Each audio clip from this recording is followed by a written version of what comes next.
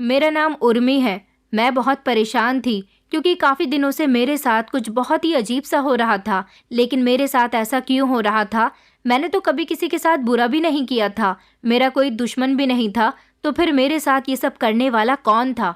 आज भी मैं अपनी परेशानी से सर पकड़कर बैठी हुई थी। उसी समय मेरे मम्मी पापा का फ़ोन आ गया और वो कहने लगे कि बेटा कहाँ हो? तुम्हें कब से हम फ़ोन कर रहे हैं, तुम फ़ोन क्यों नहीं उठा रही हो? मैंने कहा पापा मेरा मोबाइल ख़राब हो गया था, मैंने उसे ठीक करवाने के लिए दिया हुआ था, इसलिए फ़ोन नहीं उठा रही थी। आप लोग क्यों परेशान हैं? आपको पता है ना कि आपकी बेटी बहुत बहादुर है और यहाँ पढ़ने के लिए आई हुई है। आप बार बार अपनी बेटी के लिए छोटी से छोटी बातों पर परेशान होते रहेंगे तो ऐसा कैसे चलेगा? मेरे मम्मी पापा को मेरी फ़िक्र इसलिए सताती रहती थी क्योंकि उन्होंने मुझे इस अनजान शहर में अकेले पढ़ाई करने के लिए भेज दिया था। पिछले साल मैं यहाँ अपने गांव से शहर यूपीएससी की पढ़ाई कंप्लीट करने के लिए आई थी। हम 4 भाई बहन थे, मुझसे बड़े मेरे 2 भाई थे और अपनी छोटी बहन से मैं बड़ी थी। मेरे माता पिता ने बहुत कोशिश की कि वो अपने सभी बच्चों को अच्छी शिक्षा दे सकें, लेकिन ना तो हमारे गांव के हालात ऐसे थे कि वहाँ ना तो कोई भी अच्छा स्कूल होता और ना ही कभी हमारे गांव के लोग ऐसे थे जो ज़्यादा शिक्षा पर ध्यान देते। हमारे गांव के लोगों की ज़िंदगी बड़ी ही साधारण थी, जो साधारणता से अपनी ज़िंदगी गुजार रहे थे। उनके लिए 2 वक्त की रोटी ही उनकी ज़िंदगी जीने का मकसद था। मेरे खुद के भाई बहन भी शिक्षा हासिल करना चाहते थे।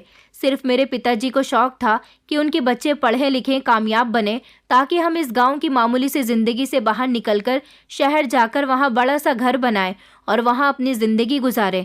मेरे पापा का शौक था कि उनके बच्चे कामयाब हो जाएं, उनके बच्चों का नाम हो, उनके बच्चे इतने काबिल बन जाएं कि मेरे पिता जब रास्ते से गुजरें तो लोग मेरे पिता की तारीफ करें और कहें कि इनका ही बेटा या बेटी है जो आज इतनी ज़्यादा कामयाब है। लेकिन लाख कोशिशों के बावजूद भी दोनों भाइयों ने पढ़ने से इनकार कर दिया। मेरी छोटी बहन तो अभी स्कूल जाती है, मगर वो गांव के ही सरकारी स्कूल में पढ़ रही है, लेकिन उसे भी पढ़ाई में कोई ज़्यादा दिलचस्पी नहीं है। सबसे ज़्यादा पढ़ाई में दिलचस्पी मैंने ही ली थी। पिताजी सबसे ज़्यादा प्यार भी मुझसे ही करते थे, इसलिए मैं वो हर काम करती थी जो मेरे पिताजी को पसंद होता था। पड़ोस के गांव में जाकर मैंने सरकारी स्कूल में 5वीं कक्षा तक अपनी पढ़ाई पूरी की थी। मेरे पापा की इतनी कमाई नहीं थी कि वो मुझे शहर में पढ़ा सकते, इसलिए मैं अपने गांव के ही सरकारी स्कूल में पढ़ती रही। वहाँ हर साल में फर्स्ट आई थी। पढ़ाई में इतनी अच्छी थी कि पूरे स्कूल में मेरी बहुत तारीफ होती थी और मैं अपने स्कूल में सबसे ज़्यादा अंक लेकर आती थी। स्कूल के प्रिंसिपल और टीचर्स यही कहते थे कि तुम बहुत आगे तक जाओगी। मैं चाहती भी यही थी कि मैं हमेशा आगे तक जाऊं, अपने पिता का सपना पूरा करूं और किसी काबिल बनूं। बेटियां किसी से कम नहीं होती, ये बात मैं लोगों को समझाना चाहती थी, क्योंकि हमारे गांव में लड़कियों पर बड़ी ही सख्ती की जाती थी। कुछ समय के बाद पता चला कि हमारे गांव से 40 किलोमीटर दूर जो दूसरा गांव है, उसमें एक प्राइवेट स्कूल खुला है। ये बात सुनते ही मैंने पिताजी से शोर मचाना शुरू कर दिया था कि मैं अब इस सरकारी स्कूल में नहीं पढ़ूंगी, मुझे अच्छे प्राइवेट स्कूल में पढ़ना है। मेरे पिताजी ने पढ़ाई के प्रति मेरा लगाव देखकर जैसे तैसे मेरा एडमिशन उस प्राइवेट स्कूल में करवा दिया था। पिताजी को उसकी फ़ीस भरना भारी पड़ रहा था, क्योंकि वो उस गांव का इकलौता ऐसा स्कूल था जो प्राइवेट था। ज़्यादातर वहां पर उस गांव के और उसके आसपास के गांव के अमीर लोगों के ही बच्चे पढ़ा करते थे। मेरे पिताजी के लिए मेरी पढ़ाई का बोझ उठाना बहुत मुश्किल था, क्योंकि मेरे दोनों भाई ज़्यादा काम नहीं करते थे, ज़्यादातर आवारागर्दी में ही लगे रहते थे। इसलिए पिताजी को उनसे किसी भी तरह की कमाई की कोई उम्मीद नहीं थी। पिताजी ने हर तरह से कोशिश कर ली थी कि वो भी कोई काम धंधा कर लिया करें। उन्होंने उन पर सख्ती भी बहुत की थी, लेकिन दोनों ही भाई गांव के कुछ बिगड़े हुए लड़कों के साथ मिलकर काफ़ी ज़्यादा बिगड़ गए थे। मेरी माँ भी मुझसे कहती थी कि बेटा तू इतना पढ़ लिख कर क्या करेगी, शादी के बाद तो तुम्हें घर ही संभालना है। मैं अपनी पतली सी नाक को सिकोड़ते हुए कहती कि मुझे नहीं जाना किसी के घर, मुझे शादी नहीं करनी, मैं बस पढ़ लिख कर सरकारी ऑफिसर बनना चाहती हूँ, अपने पिताजी का सपना पूरा करना चाहती हूँ और ढेर सारा पैसा कमाना चाहती हूँ। सुना है कि सरकारी नौकरी करने वाले लोगों की तनख्वाह बहुत ज़्यादा होती है। मेरे पिताजी ने सारी ज़िंदगी अपने बेटों से जो उम्मीद लगाई, उनकी वो उम्मीद मैं पूरी करके दिखाऊंगी। मेरे पिताजी ने मुझे शिक्षा दिलवाने में पूरा सपोर्ट किया था और बड़ी ही मेहनत की थी। जैसे तैसे मेरा इंटर कंप्लीट हो गया था। मैं हर तरह से काबिल थी, लेकिन अब मुझे कॉलेज में एडमिशन लेना था और हमारे गांव में क्या, बल्कि आसपास के भी किसी गांव में कॉलेज बना हुआ नहीं था। हमारे गांव में 15% लड़कियां ऐसी थीं जो कॉलेज ना होने की वजह से इंटर जैसे तैसे कंप्लीट करने के बाद अपने घर में ही बैठी हुई थी। हमारे गांव में शिक्षा को ज़्यादा महत्व नहीं दिया जाता था और जो लड़कियां शिक्षा हासिल करना चाहती थी उन लड़कियों के माता पिता ज़बरदस्ती उनकी शादी करवा दिया करते थे, ये कहकर कि पढ़ लिख कर तुम्हें क्या करना है। ऐसी सोच रखने वाले लोगों से मैं सिर्फ इतना कहना चाहूँगी कि बेटियों का भी अपने पैरों पर खड़े होना बहुत ज़रूरी है। ये बेटियां ही तो हैं जो अपने देश का नाम ऊंचा करती हैं। अब मेरी पढ़ाई इंटर तक तो पूरी हो गई थी, लेकिन अब मुझे कॉलेज में एडमिशन लेना था। मैं अपना समय बर्बाद नहीं करना चाहती थी, इसलिए मैंने पिताजी से ज़िद की कि मुझे कॉलेज में एडमिशन लेना है। मेरी इस ज़िद पर मेरे भैया ने कहा कि पापा, ये आपका समय इसी तरह से ख़राब करती रहेगी। आप आखिर कब तक अपने पैसे इस पर बर्बाद करते रहोगे? पहले भी आप इसकी पढ़ाई में काफ़ी पैसा बर्बाद कर चुके हो।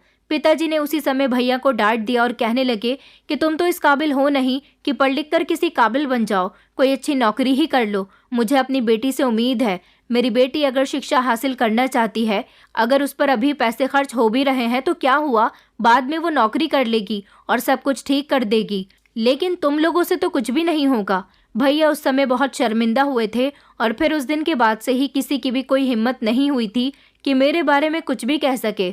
मैं हमेशा अपनी छोटी बहन मंजू को भी यही समझाती रहती थी कि शिक्षा हमारे बहुत काम आएगी, लेकिन मेरी बहन मंद बुद्धि थी। गांव की चुलबुल लड़कियों के साथ खेल खेल कर उसने पढ़ाई से अपना ध्यान हटा लिया था।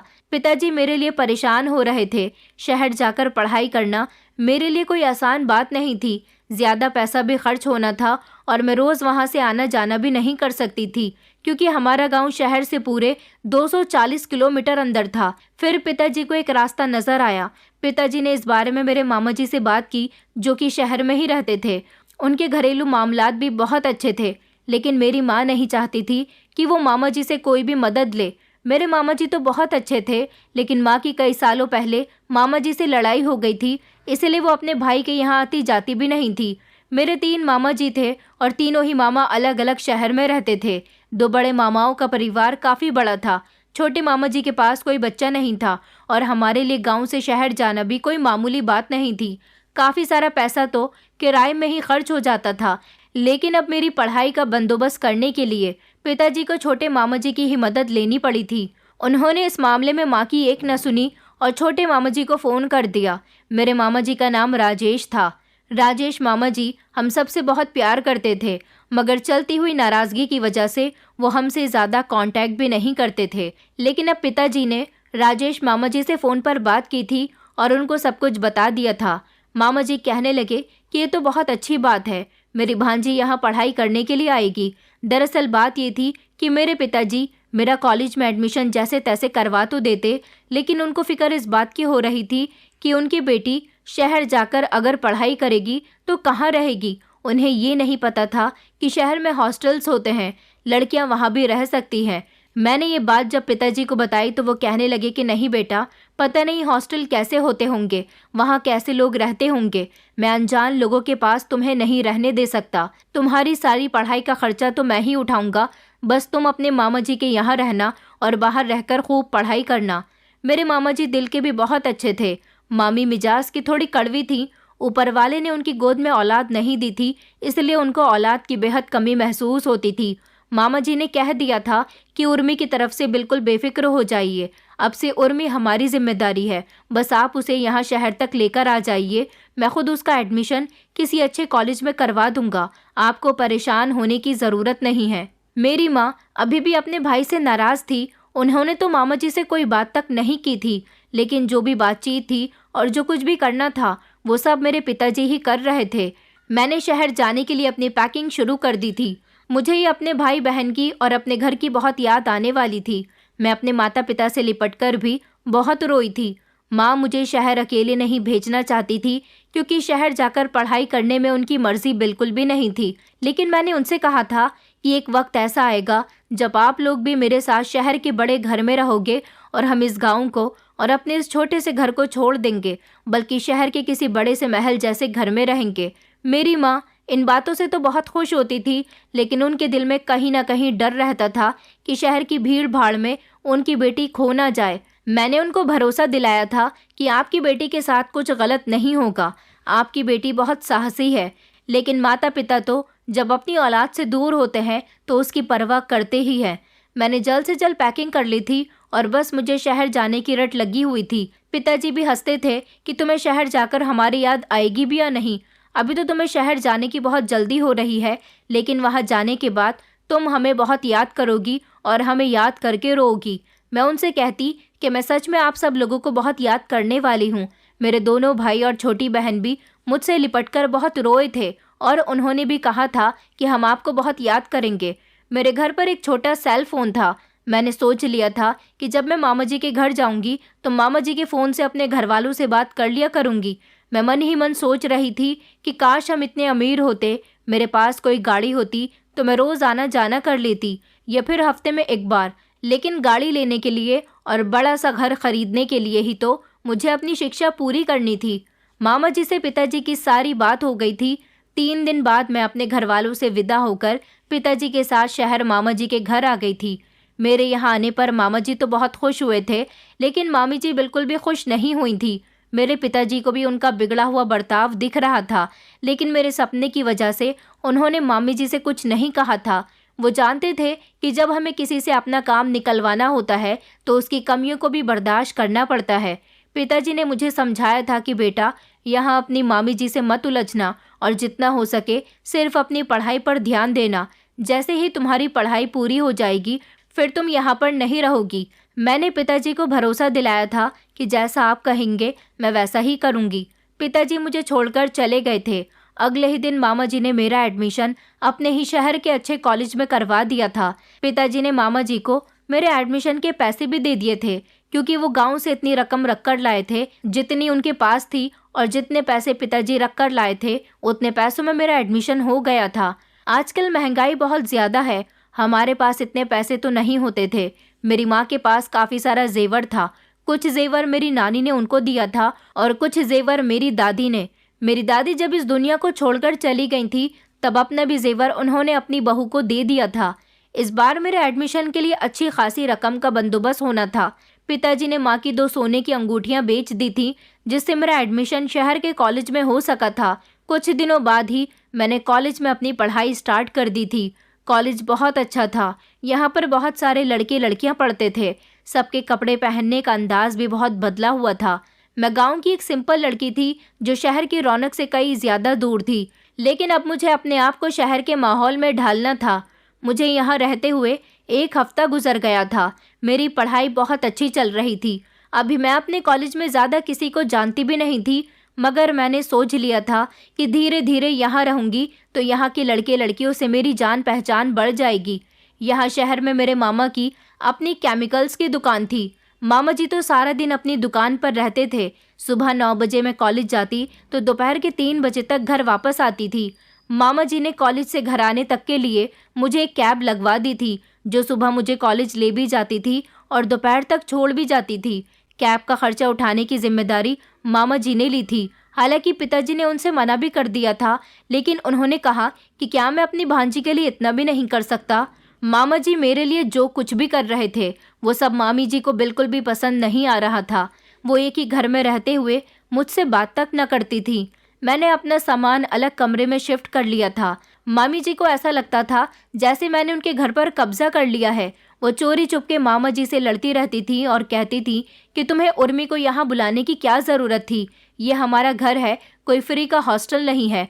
अरे अगर उसे पढ़ने लिखने का इतना ही शौक है तो किसी हॉस्टल में भी तो रह सकती थी ना, यहाँ उसे रहने की क्या ज़रूरत थी। मामा जी उनसे कहते थे कि धीमी आवाज़ में बात किया करो, मैं नहीं चाहता कि मेरी भांजी कुछ भी सुन ले। तुम्हारी इसी बुरी आदत और तेज़ तरार ज़ुबान की वजह से मेरी बहन यहाँ तक नहीं आती। अब उर्मी आ गई है तो तुम्हें उससे भी प्रॉब्लम हो रही है। उसकी पढ़ाई का सारा खर्च तो जीजा जी ही उठा रहे हैं। वो सिर्फ हमारे घर में रहती ही तो है, बेचारी किसी से कुछ कहती भी नहीं है। आधा दिन उसका कॉलेज में गुजर जाता है और बाकी का आधा दिन वो अपने कमरे में रहकर पढ़ाई ही करती रहती है। मामी जी कहने लगी, अगर वो हमारे घर में रहती भी है तो खाती भी हमारा ही है और कैब का खर्चा भी आपने ही उठाया है। क्या ज़रूरत थी उसके लिए कैब लगवाने की, खुद पैदल भी तो कॉलेज से आना जाना कर सकती थी ना। अपनी गांव की गवार भांजी को तुमने यहाँ बुलाकर बिल्कुल भी अच्छा नहीं किया। मुझे तो तुम्हारी बहन भी पसंद नहीं है। अपने आप को इतनी घमंडी बनती है और अब अपनी बेटी को हमारे यहाँ कैसे छोड़ा हुआ है।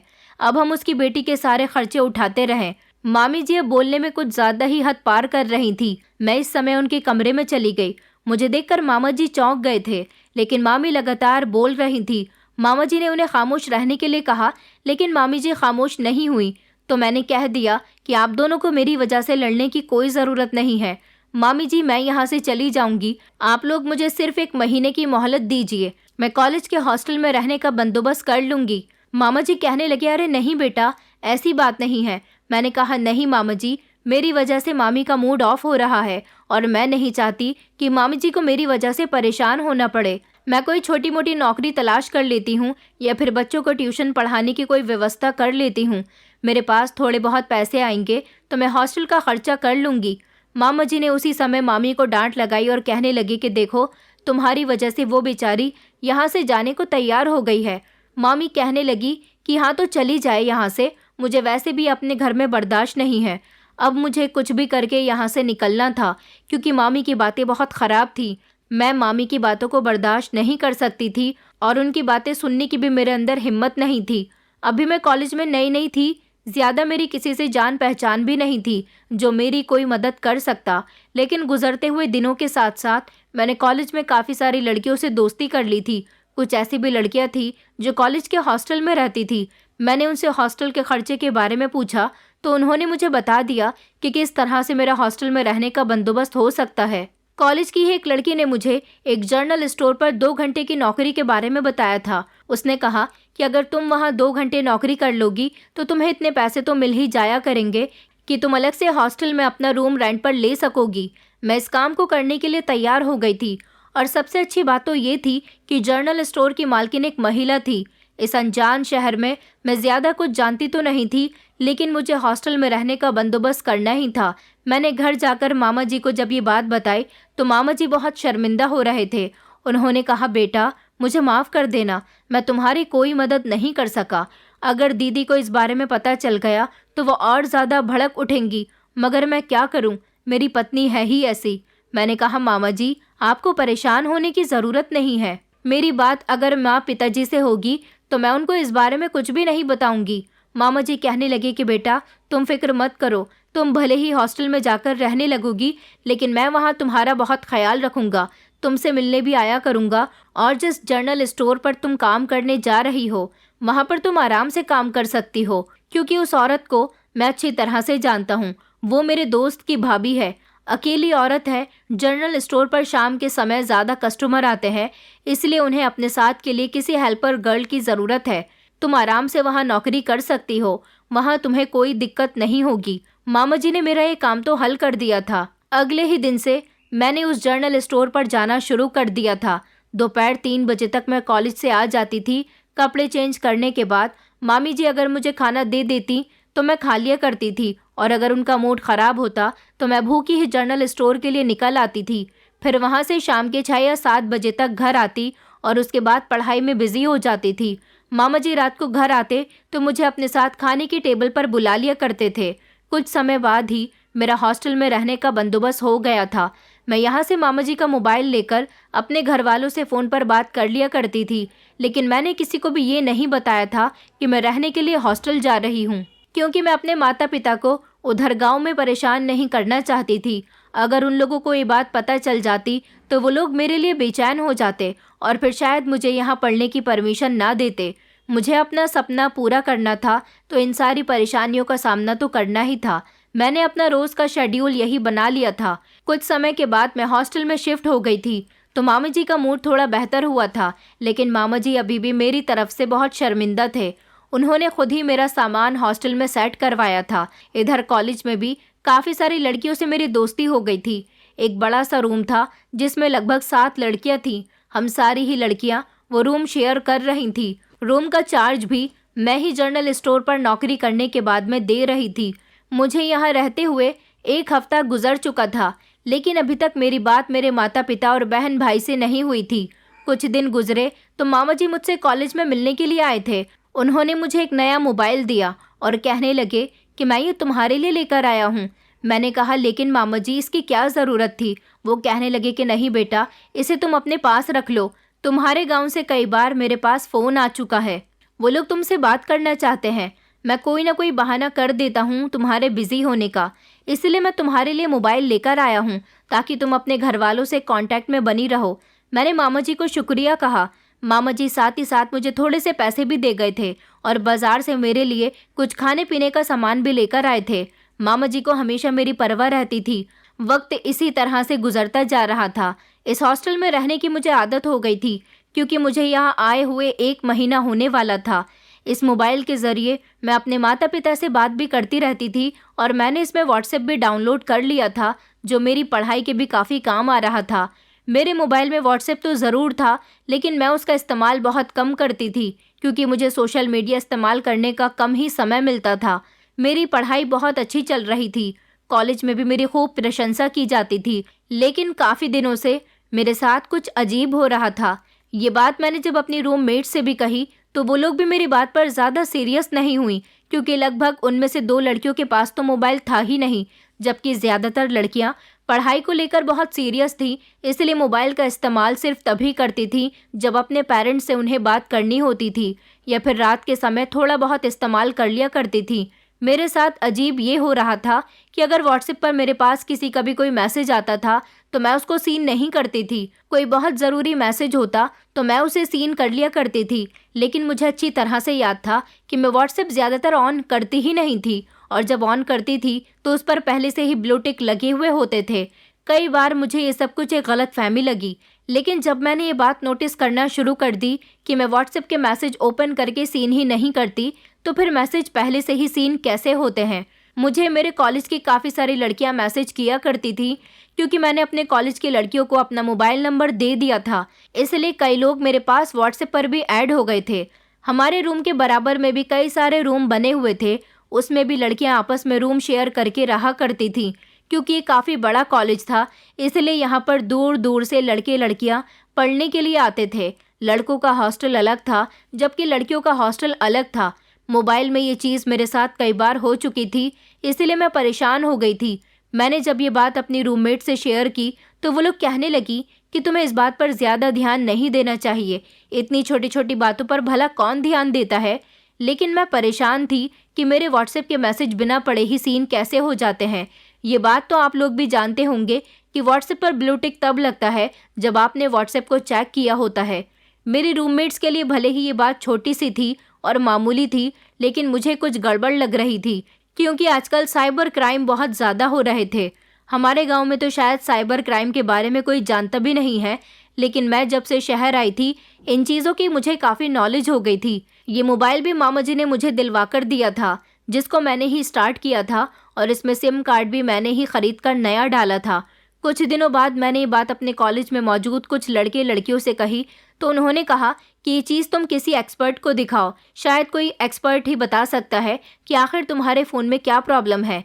मुझे कुछ दिनों बाद जैसे ही टाइम मिला तो मैं फ़ौरन इसी शहर में रहने वाली अपनी कॉलेज की एक दोस्त के साथ मोबाइल को लेकर एक्सपर्ट के पास चली गई थी। मैंने एक्सपर्ट को पूरी समस्या बता दी थी, तो उन्होंने पहले मेरा पूरा मोबाइल चेक किया और उसके बाद मुझे बताया कि तुम्हारे फ़ोन का व्हाट्सएप किसी लैपटॉप में चल रहा है।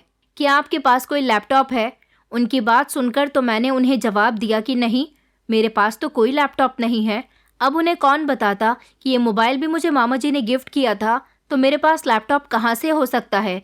मेरे व्हाट्सएप तो सिर्फ मोबाइल में ही चलता है, लेकिन एक्सपर्ट ने बताया कि व्हाट्सएप आईडी आपके मोबाइल में तो चल ही रही है, लेकिन साथ ही साथ किसी लैपटॉप में भी ऑन है। मैं तो उसकी बात सुनकर परेशान हो गई थी। मैंने कहा तो फिर इस चीज़ का क्या सॉल्यूशन है? उन्होंने कहा कि कोई दिक्कत नहीं है, आप इसे अपने मोबाइल से लॉग आउट कर सकती हो। उसके बाद आपकी व्हाट्सएप आईडी सिर्फ आपके फ़ोन में ही चलेगी और किसी के पास नहीं चलेगी। एक्सपर्ट ने मुझे सॉल्यूशन तो बता दिया था, लेकिन मैं परेशान इस बात से थी कि आखिर कौन है जिसने मेरा व्हाट्सएप हैक कर लिया है और मेरा व्हाट्सएप दूसरे डिवाइस में कैसे चल रहा है। एक्सपर्ट के पास से तो मैं वापस हॉस्टल आ गई थी। मेरे पास वाले बेड पर ही एक लड़की थी, उससे मेरी अच्छी दोस्ती हो गई थी। बाकी लड़कियों को मैं ज़्यादा नहीं जानती थी। उसका नाम श्रद्धा था। श्रद्धा को मैंने कई बार किसी लड़के से फ़ोन पर बातें करते हुए देखा था। एक वही ऐसी लड़की थी जिसे देखकर ऐसा लगता था जैसे उसका किसी लड़के के साथ अफेयर चल रहा है, क्योंकि वो जिस तरह बार बार फ़ोन पर बातें करती थी और मोबाइल का इस्तेमाल करती थी, उस हिसाब से इस बात का अंदाज़ा बहुत अच्छे से लगाया जा सकता था। मैं उसकी अच्छी सहेली बन गई थी, लेकिन इस बारे में उसने मुझे नहीं बताया था कि वो किसी लड़के से फ़ोन पर बात करती है या किसी के साथ अफेयर में है। मैं तो परेशान अपने व्हाट्सएप की वजह से थी, लेकिन मैंने उसको भी परेशान देखा था। वो क्यों परेशान थी ये तो मैं नहीं जानती थी। मैंने जब उसकी परेशानी की वजह पूछी तो उसने मुझे अपनी परेशानी की वजह नहीं बताई, वो छुपा गई थी। मैंने भी उसके बारे में ज़्यादा कुछ जानने की कोशिश नहीं की। मैंने सोच लिया था कि मैं अपने व्हाट्सएप आईडी फ़ोन से लॉग आउट कर दूंगी तो सब कुछ ठीक हो जाएगा, लेकिन कॉलेज में पढ़ाई का प्रेशर बढ़ जाने की वजह से मेरा ध्यान बहुत ज़्यादा मोबाइल पर नहीं जा रहा था। घर से भी मुझे 3-4 दिन में ही फ़ोन आया करता था, क्योंकि मैंने किसी से भी फ़ोन पर बात करने की रोज़ की आदत नहीं डाली थी। इतना तो मेरे परिवार वाले भी जानते थे कि मैं उनसे दूर यहाँ पढ़ाई करने के लिए आई हुई हूँ। उनको मैंने बता दिया था कि मामा जी ने मुझे नया मोबाइल लेकर दिया है, इसलिए अब मेरे ही नंबर पर मुझे मेरे घर वाले फ़ोन किया करते थे। अगले ही दिन जब मैं हॉस्टल के बाथरूम में नहाने के लिए गई तो वहाँ भी मेरे साथ कुछ अजीब सा हुआ था। मुझे ऐसा लगता था जैसे बाथरूम में काफ़ी दिनों से मुझे कुछ अजीब अजीब सा महसूस हो रहा है, लेकिन मैंने कभी इस बारे में किसी से बात नहीं की थी। श्रद्धा में भी कई दिनों से काफ़ी सारे बदलाव नज़र आ रहे थे। रूम की सारी लड़कियां उसके बारे में तरह तरह की बातें बनाती रहती थीं, मगर मैं उनकी बातों पर ज़्यादा ध्यान नहीं देती थी। मैं सिर्फ अपने काम से काम ही रखती थी। हम 7 लड़कियों का एक ही वॉशरूम और एक ही जॉइंट बाथरूम था। कई दिन फिर इसी तरह से गुजर गए। मेरे हाथ में जब भी मेरा मोबाइल आता तब मुझे यही ख्याल आता कि मुझे अपनी व्हाट्सएप आईडी लॉग आउट करनी है। मैं एक दिन अपनी व्हाट्सएप आईडी लॉग आउट करने के लिए मोबाइल हाथ में लेकर बैठ गई। तभी मुझे याद आया कि आखिर कौन होगा जिसने मेरी व्हाट्सएप आईडी हैक की है। मुझे इस बारे में पता ज़रूर निकालना होगा। ऐसा ना हो कि मैं किसी दिन किसी बड़ी मुसीबत का शिकार हो जाऊं। यहाँ तो मेरी कोई मदद करने वाला भी नहीं था। फिर मुझे बाथरूम वाला हादसा याद आया, क्योंकि जब भी मैं अपने रूम के जॉइंट बाथरूम में नहाने के लिए जाया करती थी तब वहाँ पर मेरी नज़र बल्ब के होल्डर पर जाती थी। बल्ब के होल्डर पर एक ब्लैक कलर का स्पॉट था। बल्ब तो हमारे गांव में भी थे, हालांकि लाइट और बल्ब्स मैंने हर जगह देखे थे, मगर वो ब्लैक कलर का स्पॉट मुझे कुछ अजीब ही लगता था। न जाने क्यों मुझे उस पर शक होने लगा था।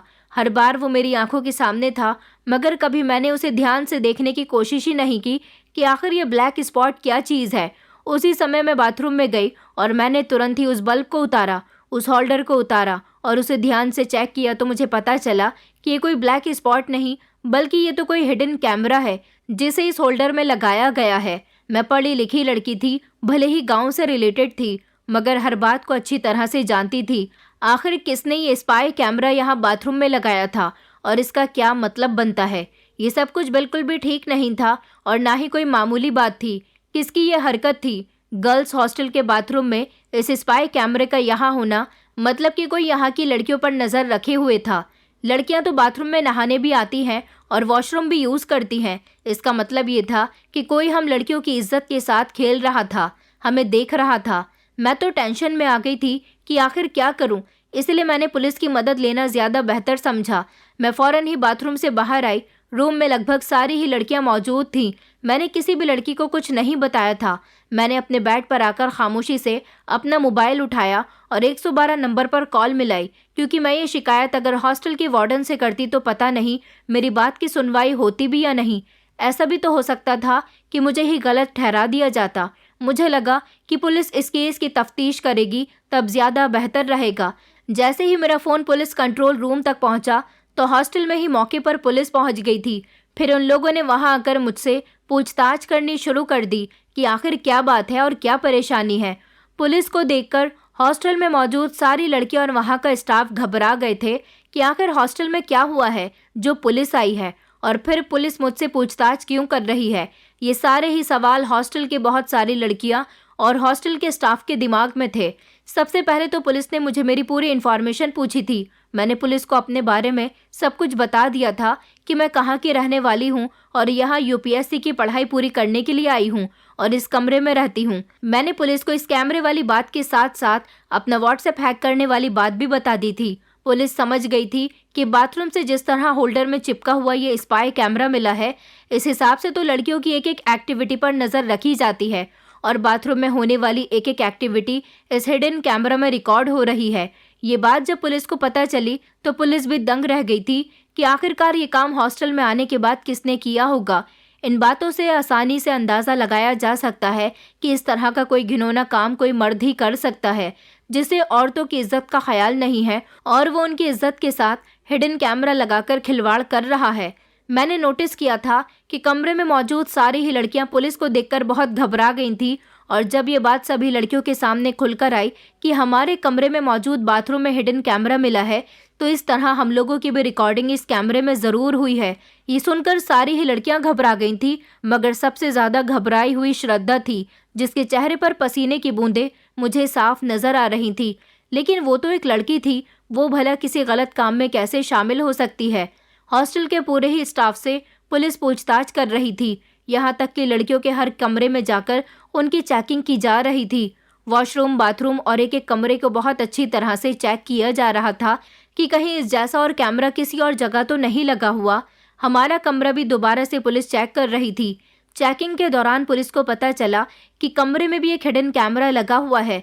इस तरह हमारे रूम में भी पुलिस को कैमरा मिला था और बाथरूम में भी। इसका मतलब ये था कि कोई हम सब लड़कियों पर नज़र रखे हुए था कि किस तरह हम रूम में रहते हैं और किस तरह बाथरूम में जाते हैं।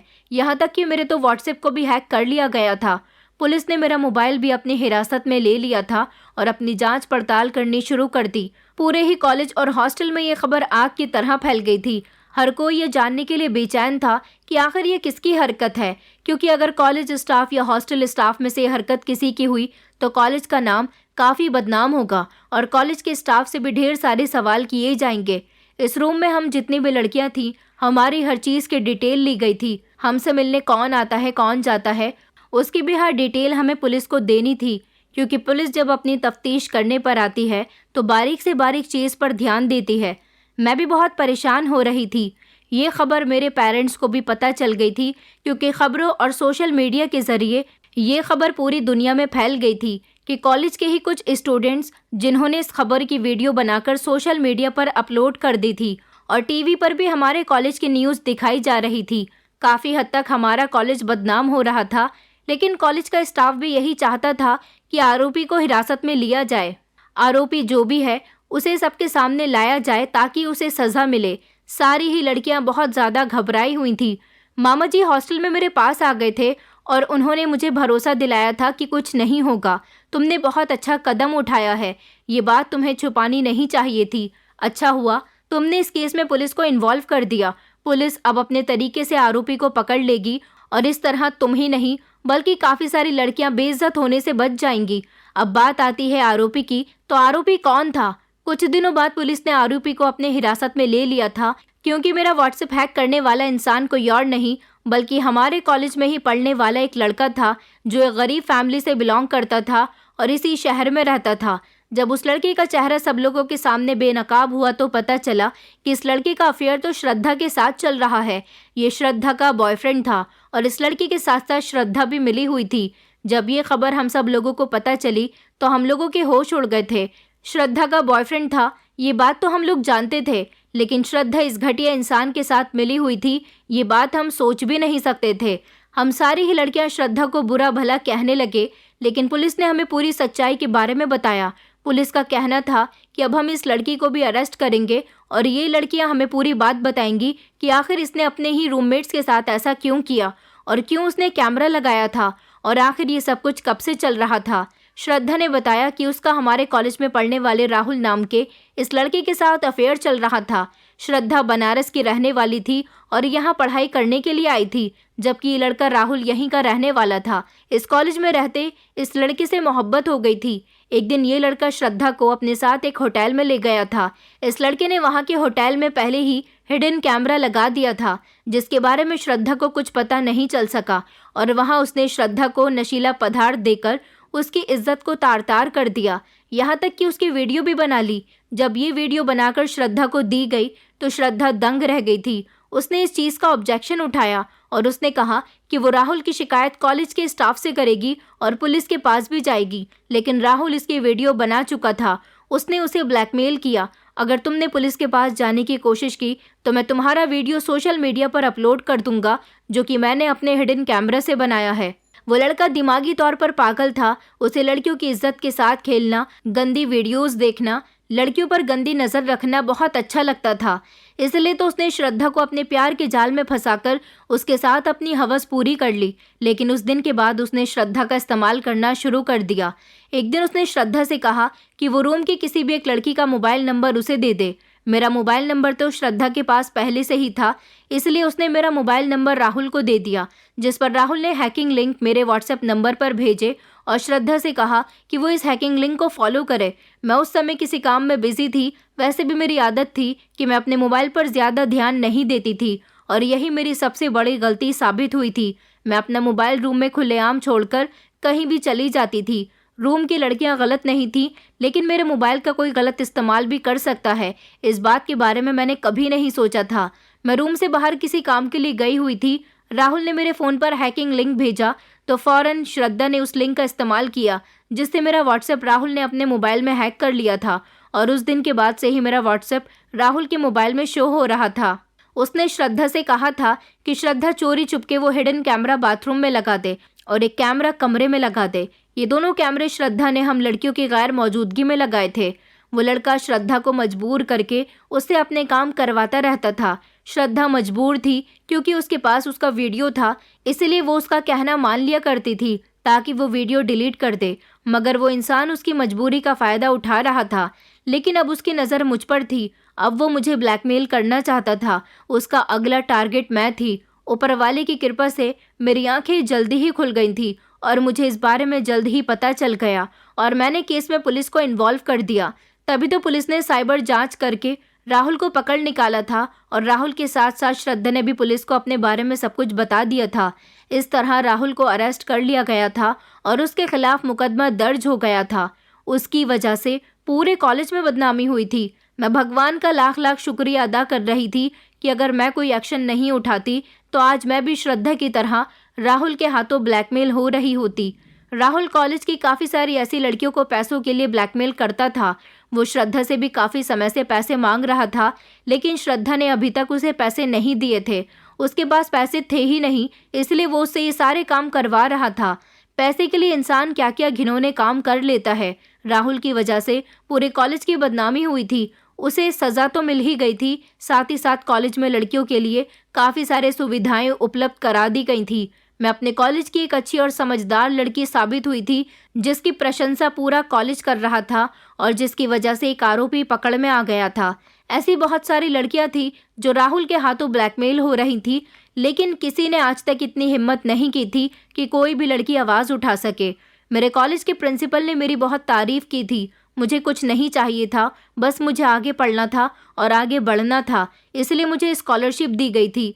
मेरे बारे में सारी जानकारी जब कॉलेज के पूरे स्टाफ को हुई तो मुझे काफ़ी हद तक मदद दी गई थी और इसका सिला आज मुझे ये मिल गया कि मेरी यूपीएससी की पढ़ाई कंप्लीट हो गई और मेरे घर वाले मेरे लिए परेशान तो बहुत हुए थे।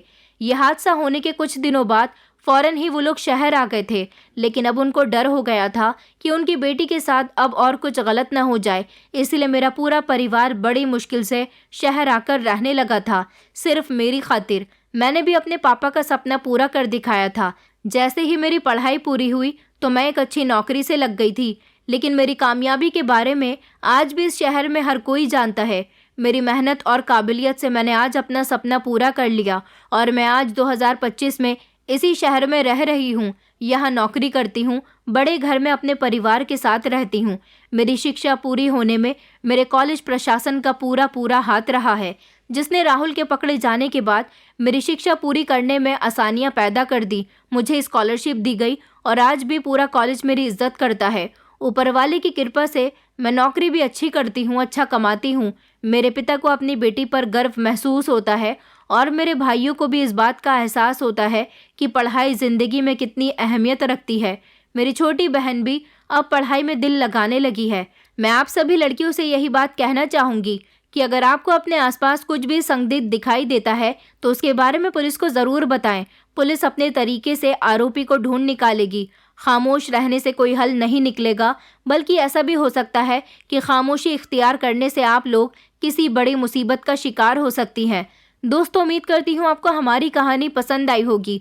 कहानी पसंद आई है तो वीडियो को लाइक करें, चैनल पर नए हैं तो चैनल को सब्सक्राइब करें और हाँ, नोटिफिकेशन बेल को ज़रूर दबाएं ताकि अगली अपडेट सबसे पहले आपको मिले।